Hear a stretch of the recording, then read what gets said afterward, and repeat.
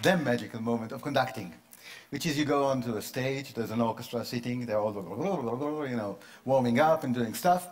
And I go on the podium, you know, this little office of a conductor, or rather a cubicle, you know, an open space cubicle with a lot of space. And in front of all that noise, you do a very small gesture, something like this, not very pomp, not very sophisticated, this. And suddenly, out of the chaos, order. Noise becomes music. And this is fantastic, and it's so tempting to think that it's all about me. All those great people here, virtuosi, they make noise, they need me to do that. Not really. If it were that, I would just, save you the talk and teach you the gesture. So you could go out to the world and do this in whatever company or whatever you want, and you have perfect harmony. It doesn't work. Let's look at the first video. I hope you'll think it's a good example of harmony, and then speak a little bit about how it comes about.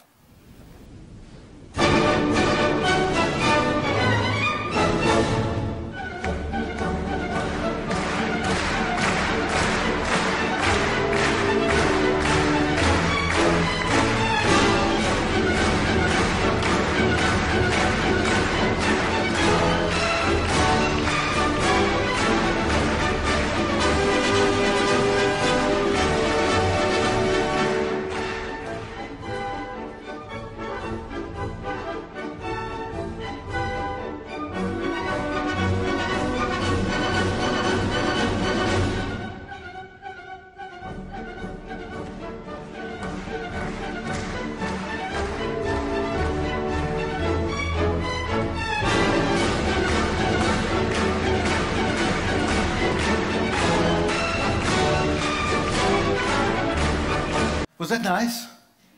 So if that was a sort of a success, now who should we thank for the success? I mean, obviously the orchestra musicians playing beautifully, the Vienna Philharmonic Orchestra. They don't often even look at the conductor. And then you have the clapping audience, yeah, actually taking part in doing the music. You know, Viennese audiences usually don't interfere the music. Yeah? This is the closest to an oriental belly dancing feast that you ever get in Vienna. Yeah? Unlike, for example, in Israel, where audiences cough all the time. Yeah? You know, Arthur Rubinstein, the pianist, used to say that anywhere in the world, people that have the flu, they go to a doctor. In Tel Aviv, they come to my concerts. So that's a sort of a tradition. But Viennese audiences do not do that.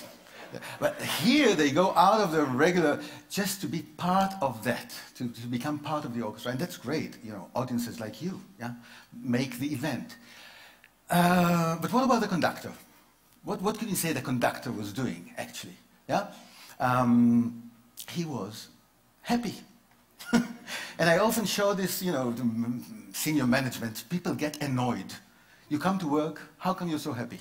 Something must be wrong there, yeah? But he's spreading happiness. And I think the happiness, the important thing is this happiness does not come from only his own story and his joy of the music. The joy is about enabling other people's stories to be heard at the same time. You have the story of the orchestra as a professional body. You have the story of the audience as a community. Yeah? You have the stories of the individuals in the orchestra and in the audience. And then you have other stories, unseen. People who built this wonderful concert hall. Yeah?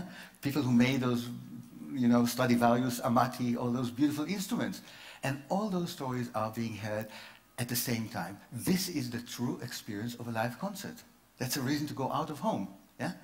But not all conductors do just that. Let's see somebody else, a great conductor, Riccardo Muti, please.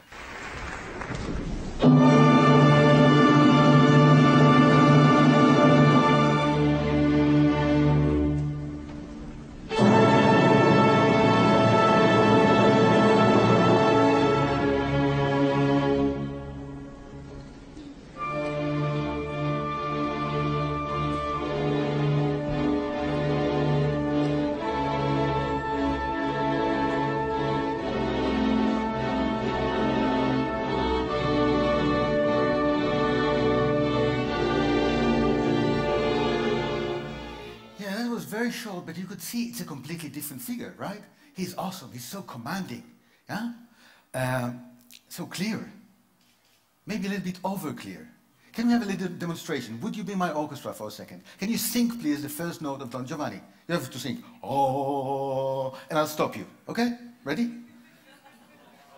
Well, come on, with me. If you do it without me, I feel even more redundant than I already feel. So, please, wait for the conductor. Now, look at me, and I stop you. Let's go.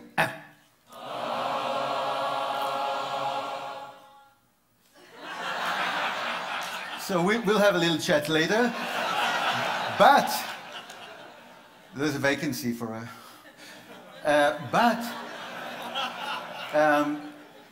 you could see that you could stop an orchestra with a finger. Now, what does Riccardo Muti do? He does something like this. Oh, and then sort of... So not only the instruction is clear, but also the sanction. What will happen if you don't do what I tell you to do? So, does it work? Yes, it works. To a certain point. When Muti is asked, why do you conduct like this? He says, I'm responsible. Responsible in front of him. Now, he doesn't really mean him, he means Mozart, which is like the third seat from the center. So, he said, if I'm responsible for Mozart, this is going to be the only story to be told. It's Mozart as I, Riccardo Muti, understand it. And you know what happened to Muti? 3 years ago, he got a letter signed by all 700 employees of La Scala, musical employees, I mean, the musicians, saying, you're a great conductor, we don't want to work with you, please resign. Why? Because you don't let us develop. You're using us as instruments, not as partners, and our joy of music, etc., etc. So he had to resign. Isn't it nice? No, he's a nice guy. He's a really nice guy. But, well, can you do it with less control or with a different kind of control? Let's look at the next conductor, Richard Strauss.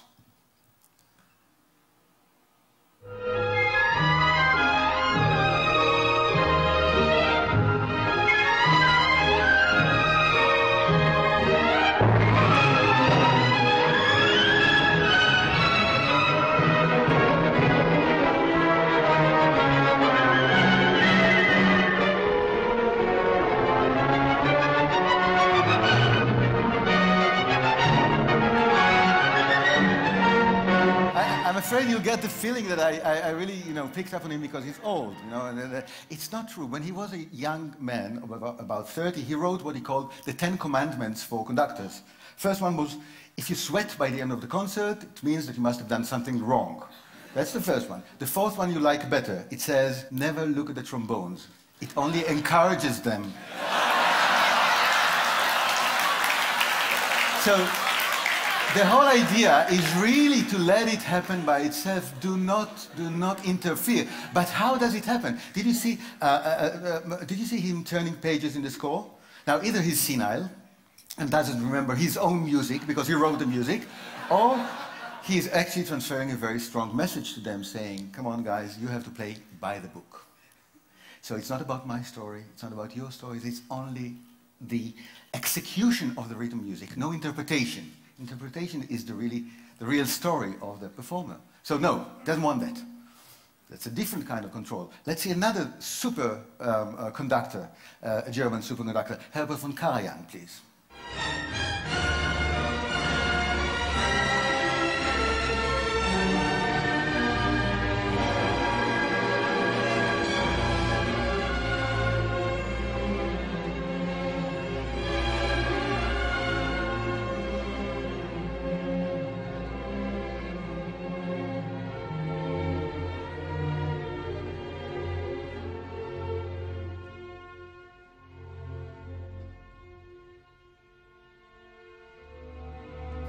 What's different?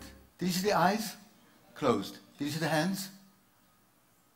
Did you see this kind of movement? Let me conduct you twice. Once like a Muti, and you'll clap. Just once, and then like Karajan. Let's see what happens, okay? Like Muti. Be ready? Because Muti... Okay? Ready? Let's do it. And then. Good. Now like a Karajan. Since you're already trained, let me concentrate, close my eyes. Come, come.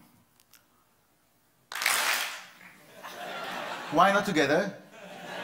Because you didn't know when to play. Now, I can tell you, even the Berlin Philharmonic don't know when to play. Yeah? But I'll tell you how they do it. No cynicism. This is a German orchestra, yes? They look at Karajan, and then they look at each other. Like, do you understand what this guy wants? And after doing that, they really look at each other, and the first players of the orchestra lead the whole ensemble in playing together. And when Karajan is asked about it, he actually says, yes, the worst damage I can do to my orchestra is to give them a clear instruction, because that would prevent the ensemble, the listening to each other that's needed for an orchestra. Now that's great. What about the eyes? Why are the eyes closed? Yeah? There's a wonderful story about Karajan conducting in London. And he cues in a flute player like this. The guy has no idea what to do. So, Maestro, with all due respect, when should I start? What do you think Karajan's reply was? When should I start? Oh yeah. He says, you start when you can't stand it anymore. Meaning that you know you have no authority to change anything. It's my music. The real music is only in Karajan's head, and you have to guess my mind. So you are under tremendous pressure because I don't give you an instruction, and yet you have to guess my mind. So it's a different kind of a very spiritual, but yet very firm control. Can we do it in another way? Of course we can. Let's go back to the first conductor we've seen, Carlos Kleiber, his name. Next video, please.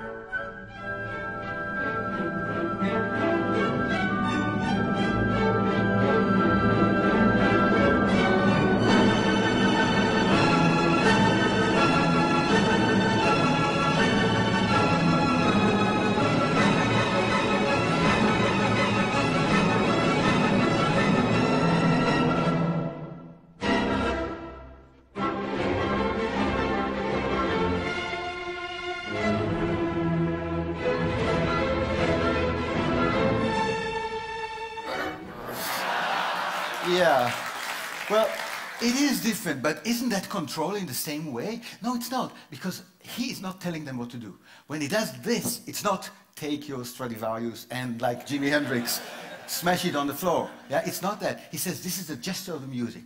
I'm opening a space for you to put in another layer of interpretation. That is another story. But how does it really work together if he doesn't give them instructions? It's like being on a roller coaster. Yeah? You're not being given any instructions. But the forces of the process itself keep you in place. That's what he does. But the interesting thing is, of course, that the roller coaster does not really exist. It's not a physical thing. It's in the players' heads. And that's what makes them into partners. You have the plan in your head. You know what to do, even though Kleiber is not conducting you, but rather here and there and that. You know what to do, and you become a partner, building the roller coaster, yeah, with sound, as you actually take the ride. This is very exciting for those players. They do need to go to a sanatorium for 2 weeks later. But it is very tiring, yeah. But it's the best music making like this. But of course, it's not only about motivation and giving them a lot of physical energy. You also have to be very professional. And look again at this Kleiber. Can we have the next video quickly to see what happens when there's a mistake? Again, you see the beautiful body language.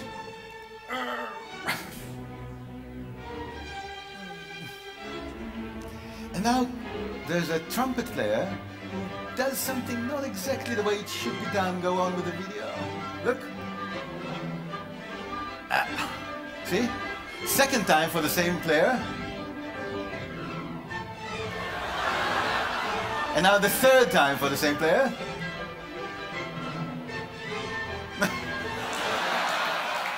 Wait for me after the concert. I have a short notice to give you. you know, when it's needed, the authority is there. It's very important. But authority is not enough to make people your partners. Let's see the next video, please. See what happens here. You might be surprised having seen Kleiber as such a hyperactive guy. He's conducting Mozart. The whole orchestra is playing. Now something else. Huh.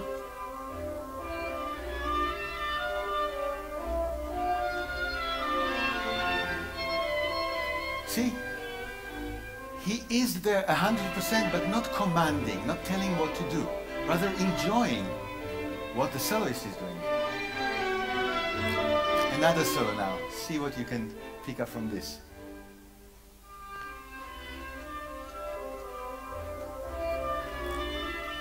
Look at the eyes. Okay. You see that? First of all, it's a kind of a compliment we all like to get. It's not a feedback. It's, yeah, it comes from here. So that's a good thing. And the second thing, it's about actually being in control, but in a very special way. When Kleiber does, did you see the eyes going from here? Come. You know what happens? Gravitation is no more. Kleiber not only creates a process, but it also creates the conditions in the world in which this process takes place. So again, the oboe player is completely autonomous and therefore happy and proud of his work and creative and all that. And the level in which Kleiber is in control is a different level. So control is no longer a zero-sum game. You have this control, you have this control, and only put together in partnership brings about the best music. So Kleiber is about process, Kleiber is about conditions in the world, but you need to have process and content to create a meaning. Lenny Bernstein, my own personal maestro, since he was my great teacher, Lenny Bernstein always started from the meaning. Look at that, please.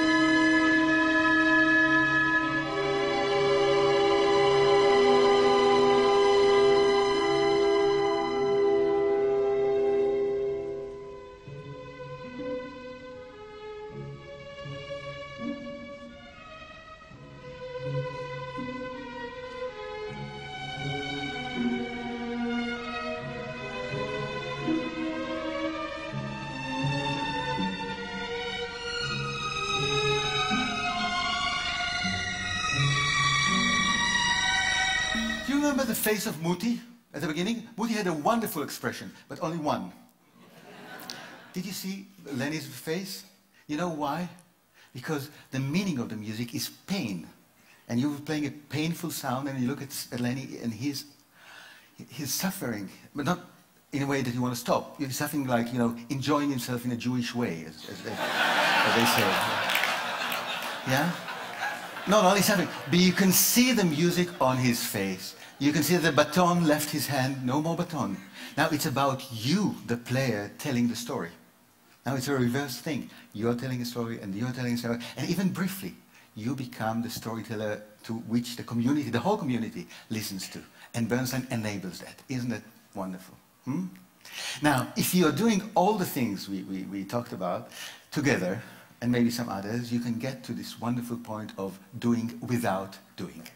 And for the last video, I think this is simply the best title.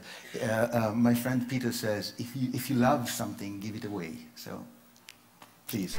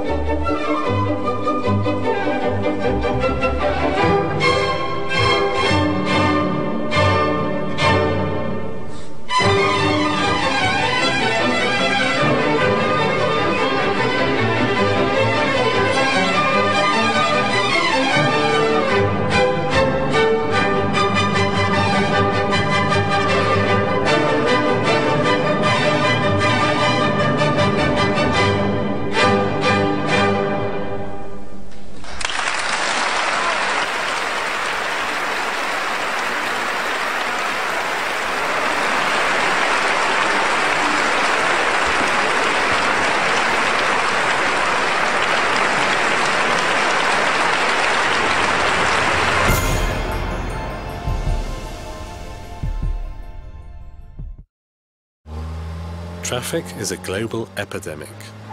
US traffic is creating 45% of the world's air pollution. In the UK, time wasted in traffic costs $20 billion a year. Would you pay for cleaner air and a faster commute? Stockholm put it to a vote. I voted for it, yes. I voted for it. I vote for it. We're not old enough to vote.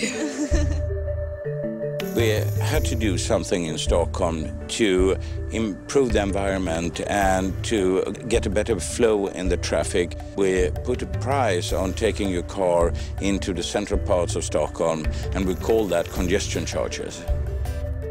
If you start a system like this and it doesn't work on the first day, then you will be in big trouble. It must be perfect from day one. There are 18 entry gates to the city. Each is equipped with cameras. Pictures are taken of the rear and front license plates. These pictures are sent to a central system that identifies the license plates and makes sure that the right person pays for the right passages. One of the obstacles we overcame was the OCR, the optical character reading of the license plate. We went out to IBM's global organization and the R&D centers and find a very good software we could use, and we managed to implement it in 2 months' time. This is the heart of the system where all images and passages are being processed. Over 99% of all pictures are correctly identified. No, it's nice. This is how it should be all the time. Behind me you can see the traffic, and the clock is 6 p.m. Before we had the congestion charging, the traffic was queuing up at this time of the day. Jag tycker det är en bra idé. I think it's a good idea because I think that we should take care of the environment in the city. The traffic went down with about 22% and the air pollution was about 14% better. It's a huge international interest from different parts of the world, from the United States, from Latin America, from China, and it's really a pleasure to tell people not what we are planning to do, but what we actually have done in Stockholm. I voted for it, yes I did. Not my husband, so but I did. I think he is not thinking like me for the future. I'm thinking for the children and the grandchildren.